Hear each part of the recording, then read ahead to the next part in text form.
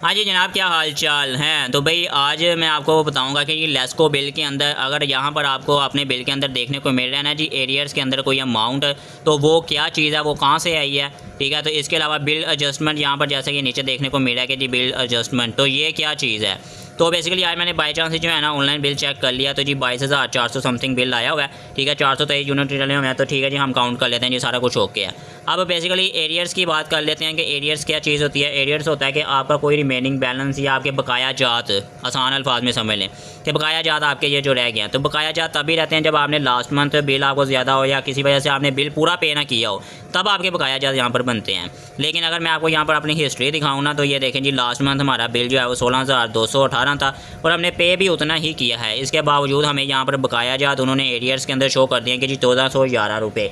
तो ये क्या चीज़ है, ये कहाँ से आई है। ये उस सूरत में आती होती है कि या तो आपका टैरिफ चेंज किया हो, गवर्नमेंट ने टैरिफ चेंज हो जाए, यानी कि रेट्स जो हैं वो बिजली के बढ़ गए हों, तो उस सूरत में जो है ये यहाँ पर ऐड कर सकते हैं। जो उसको कहते हैं जी कि बिल एडजस्टमेंट, इसको कहते हैं जी बिल एडजस्ट करना।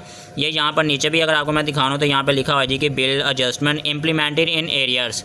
ठीक है, 1411 रुपये। जैसा कि आपको मालूम होगा कि जी पिछले दिनों गवर्नमेंट ने जो है ये टैरिफ जो है उसकी नई रेट लिस्ट जो है वो इशू की है कि जी फ़लाँ इतने इतने यूनिट काउंट होंगे, तो ये जी इतना इतना जो है ना वो रेट पड़ेगा आपको। तो अब इसके हिसाब से हमें यहाँ पर जो है ना एरियर्स के अंदर जो उन्होंने अमाउंट क्यों डाली है, इसकी वजह से डाली है। यानी कि जब हमारे मीटर के ऊपर जो है ना, यानी कि पुराने टैरिफ के हिसाब से 10 या 15 दिन गुजर गए हुए थे, पुराने टैरिफ के हिसाब से यूनिट चले थे। उसके बाद ये जो उन्होंने इम्प्लीमेंट किया जी नए टैरिफ का, तो जो आगे के 15 दिन चले हैं या 10 दिन चले हैं, जितने दिन भी चला नए टैरिफ के हिसाब से यूनिट, उन्होंने उसका नए का हिसाब से बिल तो बनाया है। लेकिन जो पुराने यूनिट चल गए हुए थे, ठीक है, पुराने टैरिफ के ऊपर, उन्होंने उनको भी नहीं बख्शा। उन्होंने उसको एडजस्ट करके ये एक छोटी सी एक अलग से अमाउंट निकाल के ना उन्होंने वो नए बिल के अंदर ऐड कर दिया कि आपको वो भी पे करना पड़ेगा। ठीक है, नॉर्मली यहाँ पर होता था कि अगर आपने बिलों की किस्तें करवा दी, आपको बहुत ज़्यादा बिल आ गया, तो वो आपको यहाँ पर पे करना पड़ता था। या फिर आपने कोई बिल अगर पे नहीं था किया या कोई उस वजह से आपने बिल पूरा पे नहीं था किया, तो उसकी रिमेनिंग बैलेंस यहाँ पर आता था। तो अब ये टैरिफ चेंज हुआ है, ठीक है, विद इन अ मंथ या ड्यूरिंग अ मंथ, तो उसके हिसाब से उन्होंने बिल को एडजस्ट कर दिया कि ये भी पेमेंट आपको पे करनी पड़ेगी।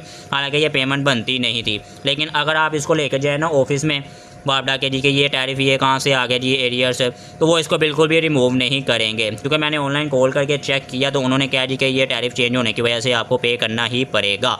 ठीक है, तो ये है जी सारी सियासत कि आपने हर तरह से जो है ना बिल किसी तरह न किसी तरह ज़्यादा देना ही देना है, जो मर्ज़ी कर लो तुसी। तो भाई उम्मीद है आपको इस टैरिफ की समझ आ गई होगी, एरियर्स की समझ आ गई होगी, और ये बिल एडजस्टमेंट की जो है ना डिटेल में आपको समझ आ गई होगी कि यह क्या चीज़ होती है। तो भाई उम्मीद है आपको आज की वीडियो भी अच्छी लगी है। वीडियो को लाइक कर लें, चैनल को सब्सक्राइब कर लें। आज के लिए सिर्फ इतना ही। अल्लाह हाफिज़, गुड बाय।